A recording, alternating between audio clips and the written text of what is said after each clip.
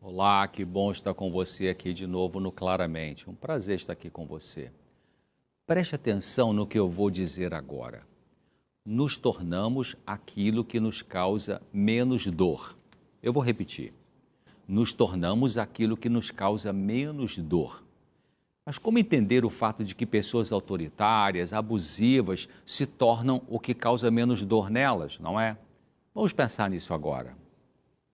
Para compreendermos isso, é preciso pensar na história da pessoa. De que tipo de família ela veio? Havia boa comunicação entre os membros da família ou se falavam pouco? Manifestavam afeto com abraços, beijos, elogios ou eram pessoas sem expressão nos sentimentos? Havia problemas com álcool e outras drogas, separação, violência ou eram pessoas sóbrias, sem uso de bebidas alcoólicas ou outros entorpecentes e havia harmonia conjugal e sem violência?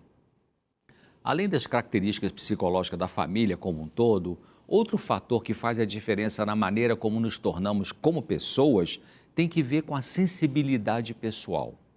Você é alguém muito sensível às críticas, carente, passivo, sem saber se proteger, vítima de bullying ou alguém proativo que coloca limites firmes, mais racional, mais resistente às frustrações? Alguns têm lutas piores em sua mente do que outros. Muitas crianças nascem com melhores defesas contra traumas do que outras. Eu acho isso injusto, mas é a realidade. Eventos traumáticos iguais numa família produzem reações diferentes nos diferentes membros dela. Por quê? Porque cada um tem uma sensibilidade diferente. Mesmo gêmeos idênticos não são iguais sob o ponto de vista da personalidade. Cada um se torna automaticamente, quanto à personalidade, aquilo que causa menos dor.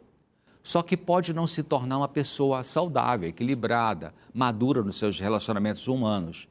Isso que nos tornamos até agora e que nos causa menos dor é uma defesa da dor que vivemos ao longo da infância e da adolescência. O problema é que geralmente somos cegos, em parte, para ver como funcionamos como pessoa. Pior que isso, podemos negar que temos problemas quando as pessoas nos dizem que temos e quando elas estão certas. Essa negação de nossos problemas de comportamento faz parte da defesa que usamos para não dar uma olhada para nosso comportamento ruim que temos e que negamos ter. Nos acostumamos a funcionar desse jeito que funcionamos hoje e queremos ficar na zona de conforto sem ter que olhar para o que precisa ser mudado em nós. Talvez só começamos a pensar que devemos ter algum problema de caráter, de comportamento, ao chegar no fundo do poço. Fundo de poço pode ser o divórcio, a demissão do trabalho por erros pessoais, ser condenado à prisão, uma overdose de uma droga que pode levar você à beira da morte e tantas outras coisas. Então, como enxergar a nossa defesa que produz comportamento ruim e adotar um novo papel para funcionarmos melhor com a gente mesmo e com as outras pessoas? Não tem fórmula mágica para isso. Cada um precisará decidir querer mudar, querer ver a si mesmo e fazer esforços para investir no autocrescimento. Isso é algo totalmente pessoal. Não podemos forçar uma pessoa a mudar se ela não quer. Quero compartilhar com você uma história de muita gente. Se você se enquadrar nela, é porque ela é muito encontrada realmente nas pessoas de qualquer raça, qualquer credo, posição socioeconômica, de qualquer denominação religiosa ou filosófica. Um marido sereno vive com uma esposa difícil, autoritária.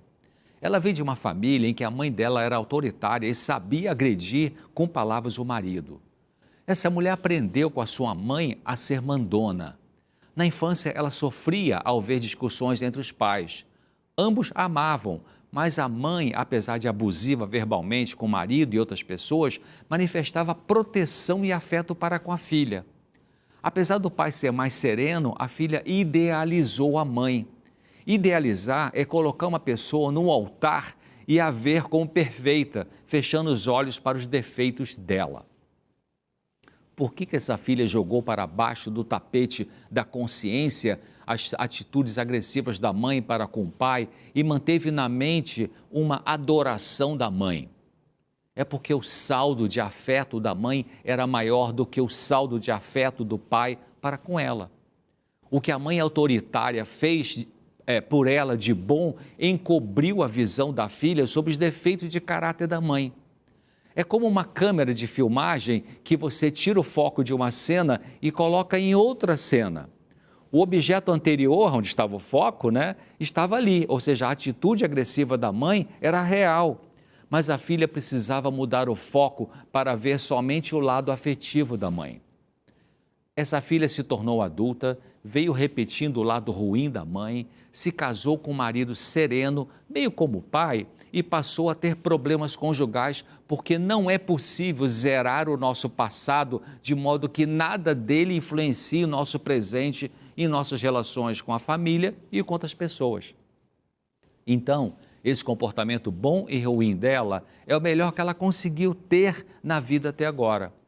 Se ela precisa ainda ver a mãe de forma idealizada, é muito doloroso para ela quando o marido ou qualquer outra pessoa, mesmo com boas intenções, quer mostrar a ela os defeitos da mãe e explicar que ela copiou e repete isso agora. Ela tende a rejeitar comentários assim e se estressa com isso porque tais comentários podem chegar para ela como um desmontar a idealização. É como tirar as estacas que seguram uma laje que ainda não está pronta para ficar sem o apoio. Quando tocamos na ferida de outra pessoa, falando com ela sobre os defeitos de comportamento dela, se ela não está pronta para ver, os nossos comentários chegarão para ela como crítica negativa e não como ajuda. Quando você faz uma observação sobre alguma atitude ruim de uma pessoa que não quer se ver, ao invés dela escutar o que você disse e pensar, puxa, você tem razão, ela vai olhar para a sua fala como sendo crítica e manterá na mente dela o foco em você e não nas falhas dela. Isso é uma defesa, é uma fuga da verdade.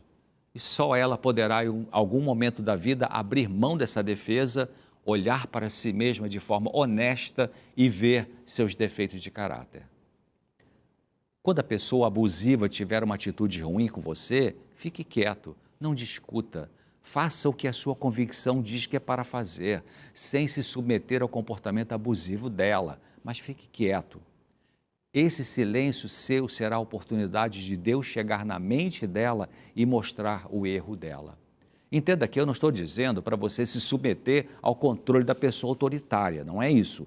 Eu estou dizendo para você fazer o que é o certo, mas não discutir, não apontar o erro dela.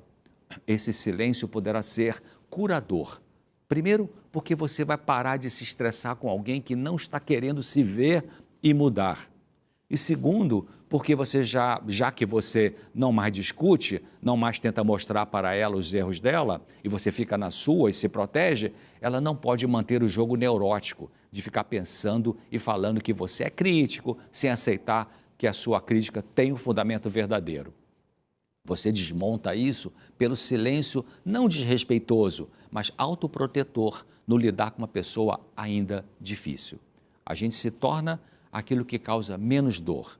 Ao vermos que nosso jeito de ser produz dor nos relacionamentos, é sábio olhar nosso comportamento com humildade, ver o que está errado e lutar para corrigir. Isso é algo grandioso, é maturidade e é humildade.